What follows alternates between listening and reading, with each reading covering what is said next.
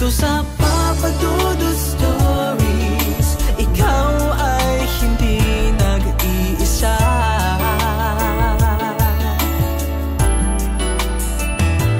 Dito sa Papa Dudut Stories, may nagmamahal sa'yo. Papa Dudut Stories, Papa Dudut Stories,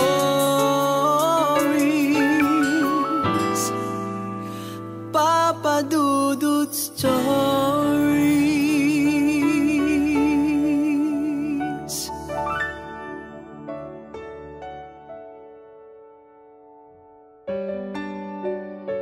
Magandang araw po sa inyong lahat mga ka-stories.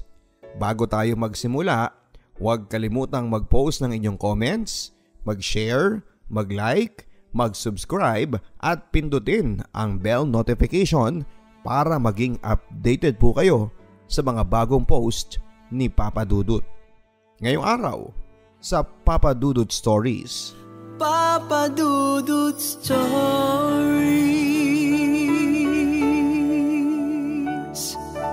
Ang sabi nila sa lumang kasabihan, kapag may alak, may balak. Natatawa ako noon kapag naririnig ang kasabihang ito. Pero hindi ko po akalain na ako mismo ang isa sa mga magpapatunay na totoo pala ang kasabihan na ito. At ang dahilan ko po sa pagsulat ng kwentong ito ay hindi para magpahiya sa mga taong involved, kung hindi para maging leksyon sa lahat na maging mapagmatyag, lalo na sa mga taong akala mo ay mapagkakatiwalaan mo. Yun pala ay handa kang lasingin para mapagsamantalahan. Dear Papa Dudut, tawagin niyo po ako sa pangalan na Ramboy. 28 years old at kasalukuyang nagtatrabaho bilang SG sa isang malaking subdivision dito sa Quezon City. Hindi ko na naman po babanggitin bilang proteksyon sa mga taong naging involved sa istorya ko. Marami ang nagsasabi na magandang lalaki daw ako. Yun nga lang ay kulang daw po ako sa vitamins. Isang pirma na lang daw kasi ng bulate ay pwede na akong ilibing. Hindi ko alam Papa Dudut pero sadya pong hirap akong magkalaman at ever since na ipinanganak po kasi ako ay patpati na ako. Pero bagamat payatot ay malakas naman po ang karisma ko. Sa katunayan ay hindi ako nahirapang makapasa sa mga naging interview ko bago ako naging ganap na SG. Sa pagiging security guard ay kalaban namin ang puyat at pagod. Kailangan din na mahaba-haba ang pasensya mo sa mga makukulit na tao. Lalo na sa mga nagiging bisita ng subdivision namin na hindi nag-iiwan ng ID. Yung iba naman gusto lang makiraan para makaiwas daw sa traffic. At kapag hindi mo napagbigyan ay siguradong may makakaaway ka na. Mahirap bang intindihin na hindi ako may-ari ng subdivision, na sumusunod lamang kaming mga SG sa mga rules and regulations. Kailangan yung tandaan na no ID, no entry. At dito ko nang nakilala si Lady, ang babaeng nagpatibok ng puso ko. Madaling araw po ng August 2019. Yon ay kung hindi ako nagkakamali. Yun ang unang pagkikita namin ni Lady. Bitbit ang kanyang pink na backpack ay dire-diretso siyang pumasok sa gate ng aming subdivision. Hoy miss, mukhang bagong mukha ka dito. Saan po kayo pupunta? Pagpupun ako sa kanya. Kuya dyan lang kina Mr. Vargas. Anong pangalan ng Mr. Vargas na sinasabi mo? Hindi ko kasi kilala eh. Naku miss, magkakaproblema tayo niyan kung hindi nyo pala kilala yung Mr. Vargas. Seryosong sabi ko sa kanya. Bali kuya kasi nahalobat na ako. Hinihintay nila ako sa loob. Halata sa mukha ni Lady na pagod na at inaantok na ito habang sinasabi niya yon. Ganito na lang po ate ha. Hintayin na lang po natin na sagutin nila ang tawag ko. Kapag pumayag sila na papasukin ka, wala tayong magiging problema. Nakita ko na lang na umismit sa akin si Lady. Ayon na rin sa ID na ibinigay niya sa akin na Lady pala ang pangalan niya. Maganda siya, ang sabi ko sa sarili ko. Sa totoo lang ay gusto ko na sana siyang ihatid sa bahay ng mga Vargas. Pero dahil may policy kami na hindi pwedeng iwanan ng poste hanggat walang kahalili, ay hindi pwedeng mangyari yon. Mukhang matatagalan pa si Miss Beautiful sa paghihintay dito sa gate dahil mukhang tinulugan na rin siya ng contact na sinasabi niya at nila Mr. Vargas. Wala kasing sumasagot ng tawag ko sa bahay nila, 5:00 pa lang ng umaga yon. Galing pa raw si Lady sa probinsya at nandito siya sa Maynila para maging isang kasambahay. Nakakaawa siyang tignan pero wala akong magagawa papadudot dahil kailangan naming sundin ang mga policy ng subdivision. Nakita ko na lang siyang nakaupo sa may waiting shed sa kanto na natutulog. Inabot pa ng 7:00 ng umaga bago ko natanggap ang go signal na may inaabangang lady sina Mr. Vargas. At para makabawi ay sinamahan ko na lamang si Lady sa bahay ng mga Vargas. Pero imbis na magpasalamat siya sa akin ay sinamangutan pa niya ako. Mukhang pangit yata ang naging simula ng pagkakakilala namin ni Miss Beautiful. Kahawigan niya papadudod si Bianca Umali. Medyo chinita ang mukha, matangos ang ilong at hindi mo aakalain na nag-a-apply siya ng pagiging kasambahay dito sa Maynila dahil napakaganda niya. Sa araw-araw papadudot ay madalas ko pong makita si Lady sa labas ng bahay na nagdidilig o kaya naman ay nagpapatain ng aso. Binabati ko pa nga siya ng good morning pero sinisimangutan niya ako. Hay, paano ko kaya magagawang makabawi sa kanya para hindi na niya ako sungitan? Tanong ko sa sarili ko na sinagot naman ng langit. 2 linggo matapos ng aming malagim na pagkakakilala ay napapansin ko ang madalas na paglabas ni Lady sa may guardhouse para sunduin ang mga delivery boy ng Lazada o kung minsan ay rider ng Shopee. Kapag tinatanong ko naman ang nagdi-deliver ay sinasabi daw ni Lady na sa gate na lang niya kukunin ang order niya. Bagay na labis kong pinagtataka. Samantalang pwede naman itong dumirekta na sa bahay ng mga Vargas at doon na lamang ni Lady abangan. Miss Beautiful, bakit mo ba pinapahirapan ang sarili mo na lakarin mula sa bahay ng mga Vargas hanggang dito sa gate? Pwede namang papasukin na lang, hindi ba? Nagtatakang tanong ko sa kanya. Basta, irritableng sabi nito. Gusto mo, ako na lang ang maghatid sa'yo ng mga pinapadeliver mo. Ha? Talaga? Pwede ba yon? Hindi ba bawal kayong umalis dito sa poste ninyo? Pwede naman yon basta out na kami. Saka ako dadalhin sa inyo. Magdo-doorbell na lang ako sa bahay ng mga Vargas.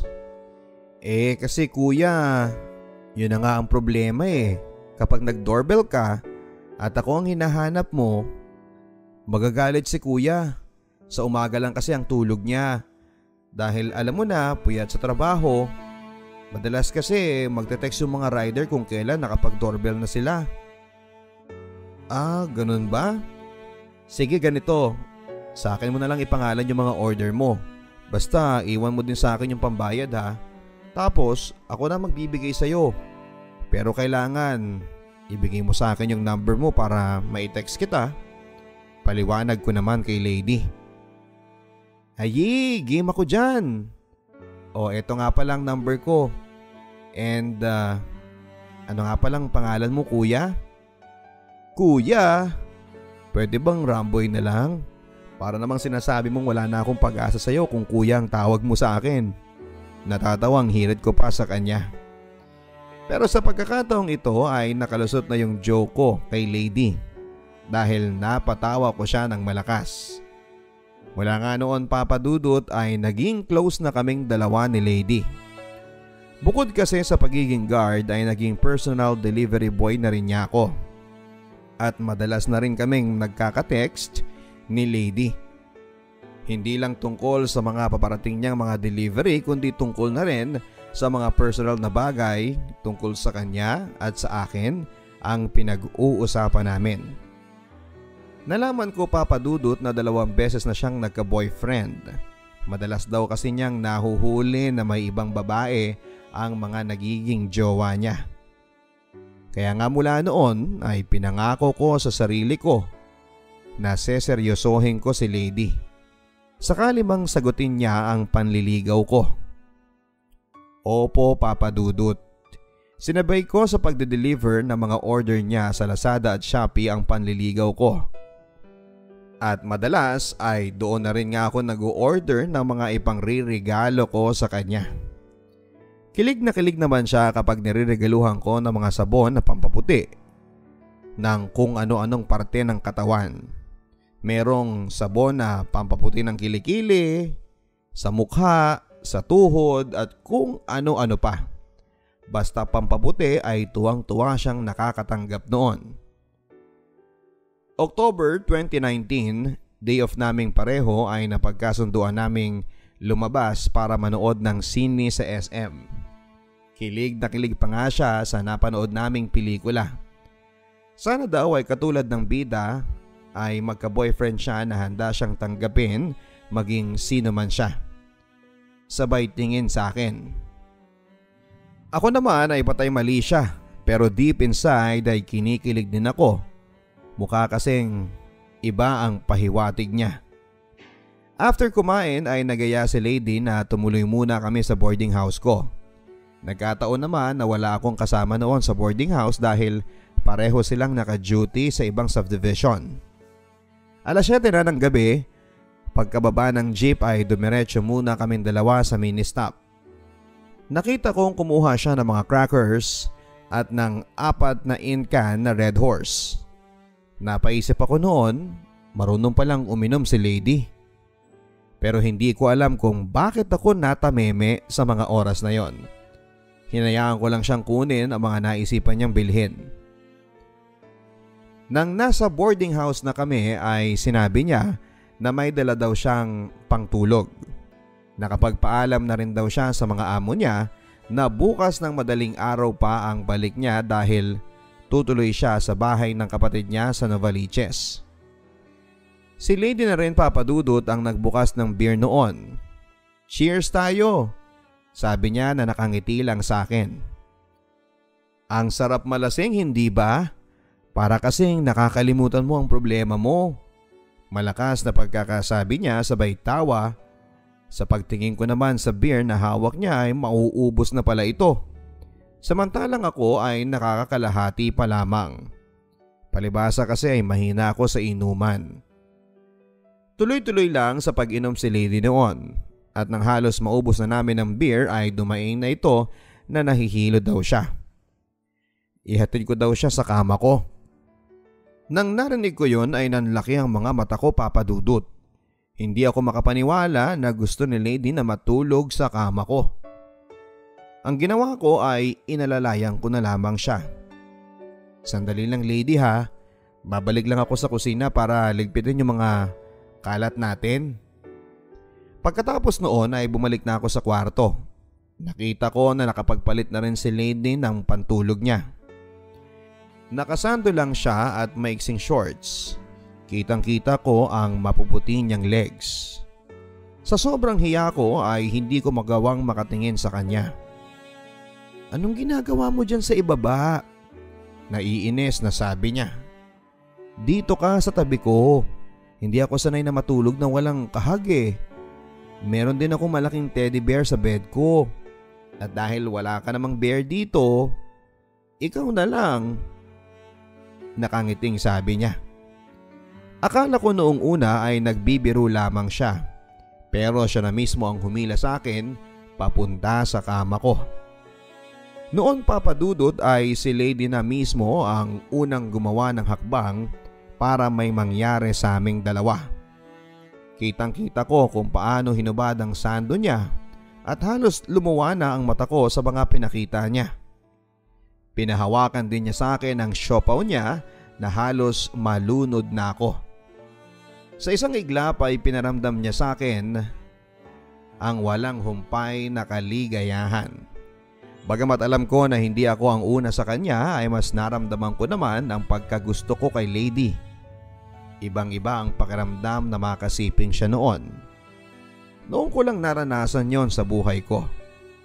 At habang ginagawa namin yon ay sinasabi din niya sa akin na sinasagot na niya ako. Siya na raw ang GF ko. Ako naman ay walang humpay sa pagsasabi sa kanya ng I love you.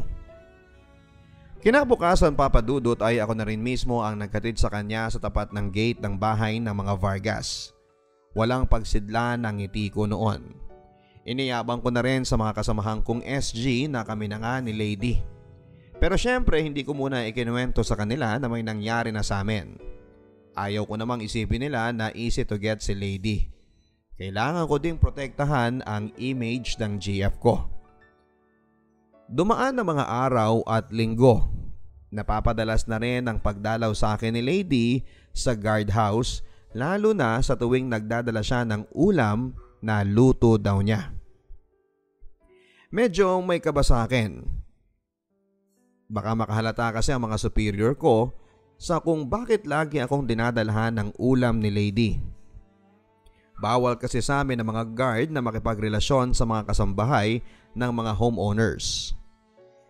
Pero hindi naman po first time na may nangyaring naging GF ang security guard at ang mga tagaloob. Kasi marami na sa mga kasamahan kong SG ang may mga ginowang kasambahay. Nagtatakipan na lang kami ng mga kasamahan ko. At para mas maging safe Papa Dudut, tulad ng ibang mga kasama ko ay pinapupunta ko na lang si Lady sa boarding house. Total ay pareho naman kami ng schedule ng day off at isa pa ay may privacy din kami sa boarding house. Dahil kapag off namin ay duty yung dalawang kasama kong sina SG Roldan at SG Makoy. Mga hindi po nila tunay na pangalan. Hindi na po ako sa inyo magpapaka-ipokrito Papa Dudut. At wala na rin po ko sa inyong itatago. Halos linggo-linggo po ay may nangyayari sa amin ni Lady. At tulad nga po ng sinabi ko sa inyo ay napakaganda niya. Kamukhang kamukha niya si Bianca Umali. Hot si Lady at mahilig din. Lalo na sa tuwing nakakainom siya, kahit isang bote lang ng beer ay nag-aaya na siya na may mangyari. Ako naman, 2 lagok lang ng beer ay umaayaw na ako kasi nga hindi naman ako sanay at nabablackout din ako kapag nalalasing. January 5, 2020, araw na pinaka-hindi ko makakalimutan. Birthday ko noon at day off din namin ni Lady nang napagkasunduan ng ilan sa mga kasamahan kong SG na magkaroon ng mini celebration sa boarding house. Ginawa ng paraan ng mga kasamahan kong SG na lumiban muna sa trabaho nila para daw mas makilala naman nila si Lady at makipag-celebrate ng birthday sa akin. Malakas ang tugtog sa radyo at bumabaha ng alak noon. Lahat ng mga kasamahan kong SG, si Lady at pati ako ay naglalasingan na. Nagsipag-uwian na rin ang iba ko pang mga kaibigan at tanging naiwan na lang sa drinking session ay ako, si Lady at 2 ko pang ka-roommates na kapwa SG sa ibang subdivision, sina Roldan at si Makoy. Ang huling naaalala ko noon ay nagtatawanan lang kaming lahat, lalong-lalo na nang tinutokso nila ako kay Lady. Kung ano raw ba ang nagustuhan sa akin ni Lady samantalang patpatin daw ako. Tawa lang kami ng tawa noon Papa Dudut habang pinag-uusapan ang mga masasayang pangyayari sa buhay namin. Naikwento rin namin sa kanila kung paano kami unang nagkakilala ni Lady, na hindi namin nakalain na from haters ay magiging lovers pala kaming dalawa. Hanggang sa nagpaalam na si McCoy na maglalatag na raw siya sa sala para matulog. Hindi na raw kasi niya kayang pumanik pa sa itaas ng double deck. Ako naman ay nakipagkulitan na lamang kay Lady at nakikipagkwentuhan pa rin kay Roldan. Si Lady ang nag-aasikaso sa akin. Siya ang nagbibigay sa akin ng pulutang barbecue at siya din ang naglalagay ng beer sa baso ko. "O, baka lasing ka na. Kaya mo ba mamaya?" Tanong sa akin ni Lady, sabay haplos sa balikat ko. "Oo naman. Ako pa ba?" Nakangiting sabi ko.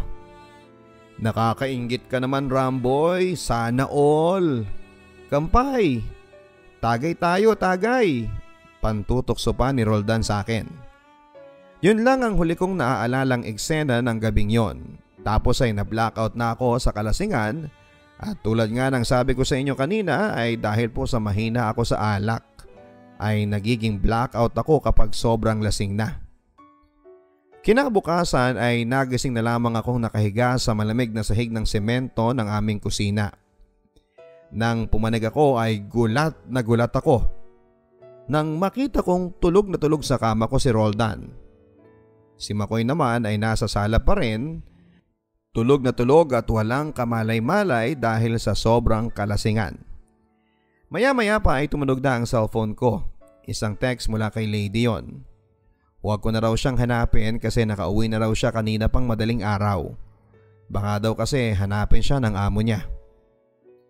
Lumipas ang mga araw at buwan na ganun pa rin ang routine ko sa tuwing may ipapadeliver kay Lady. Sa akin pa rin niya pinapangalan yon. Yun nga lang this time ay wala na siyang iniiwang pambayad. Bagay na naiintindihan ko naman. Okay lang din sa akin yon kasi GF ko naman siya. Isang araw nagkataon na na-deploy si SG McCoy, isa sa mga ka-boardmate ko sa subdivision na binabantayan ko. Maghapon kaming magkasama lang sa guardhouse. Pero may kakaiba sa kanya. Parang tahimik lang siya, Papa Dudut. Lalo na noong pinuntahan ako ni Lady para magdala ng hapunan. Nang makalis na si Lady ay saka nagsalita si McCoy. "Pare, sigurado ka na ba dyan sa jowa mo?" "Oo naman. Wala na akong hahanapin sa kanya. Kita mo naman super sweet to. Dinalhan pa ako ng hapunan." "Pare, huwag kang mabibigla ha. Sa ipapakita ko sa'yo. May skandal si Roldan at ang jowa mo." Halos habulin ko ang hininga ko, Papa Dudut, ng mga oras na yon sa sobrang pagkakabigla at sama ng loob. At matapos ko ngang makumpirma na si Lady nga at si Roldan ang nasa skandal, ay gusto kong sugurin na si Lady sa bahay ng mga Vargas. Pero pinigilan ako ni McCoy at pinaliwanag niya sa akin na hindi makakabuti kung magpapang-abot kami. Huwag ko daw sayangin ang buhay at trabaho ko nang dahil lamang sa isang walang kwentang babae. Matapos kong mahimasmasan ay tinawagan ko kaagad si Roldan para murahin. Humingi siya ng tawad sa akin sa cellphone at nangakong hindi na muling mangyayari yon. Sa pag-uwi ko sa boarding house after ng duty, ay nalaman ko na lamang na umiska po na ito para daw makaiwas na rin siya sa maaaring masamang mangyari. Marami pa siyang naging paliwanag sa cellphone pero hindi ko na siya nireplyan. Si Lady naman ay nagmamakaawa din sa akin na patawarin ko siya. Kinabukasan, dapat ay pupuntahan niya ako sa guardhouse pero hindi na nangyari yon. Napag-alaman ko mula sa kasamahan niyang yaya na nagpaalam na raw si Lady sa mga boss nila sa hindi malinaw na kadahilanan. At dahil nga sa wala namang kontrata si Lady ay hindi na siya nagawang pigilan pa ng boss niya. Ako naman ay hindi ko na rin sinabi sa kanila na ako ang totoong dahilan kung bakit umiska po na rin si Lady sa bahay ng mga Vargas. Dahil sa takot siguro niya sa maaaring magawa ko kapag nagkita kami ng personal. Sa totoo lang, Papa Dudut, ay nasa matinong pag-iisip pa ako. Sa katunayan ay gusto ko ding protektahan si Lady sa skandalong nagawa niya. Nakiusap ako kay Makoy na burahin na niya ang sex scandal ni na Roldan at ni Lady. Bagay na ginawa naman niya. Ayon kay Makoy ay nagulat din siya sa mga pangyayari. Matapos daw kasi niyang pumanik sa second floor para sana matulog na sa kama niya, ay nagulantang din siya nang makitang may ibang kasama si Lady. Ang buong akala pa nga niya noong una ay ako ang kasiping ni Lady. Pero laking gulat niya nang makita niya ako na natutulog sa kusina. Mahusay na naipaliwanag sa akin ni Makoy ang mga pwedeng consequences kung maghihiganti ako, Papa Dudut. Isa pa ay hindi ko din kayang saktan si Lady. Sa totoo lang dahil aaminin ko po sa inyo, kahit pa nakita ko na ang scandal video nilang dalawa ni Roldan, ay mahal na mahal ko pa rin siya. Handa ko pa rin siyang patawarin kung babalik siya.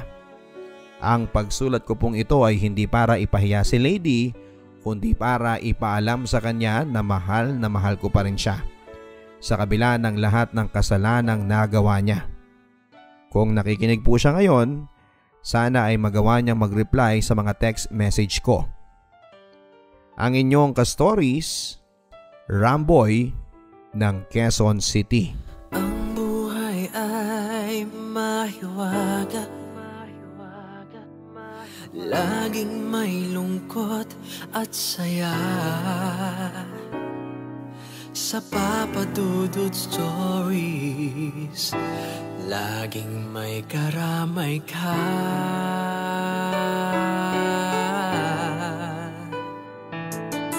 Mga problemang kay bigat, dito ay pakikinggan ka. Sa Papa Dudut Stories, kami ay iyong kasama. Dito sa Papa Dudut Stories, ikaw ay hindi nag-iisa.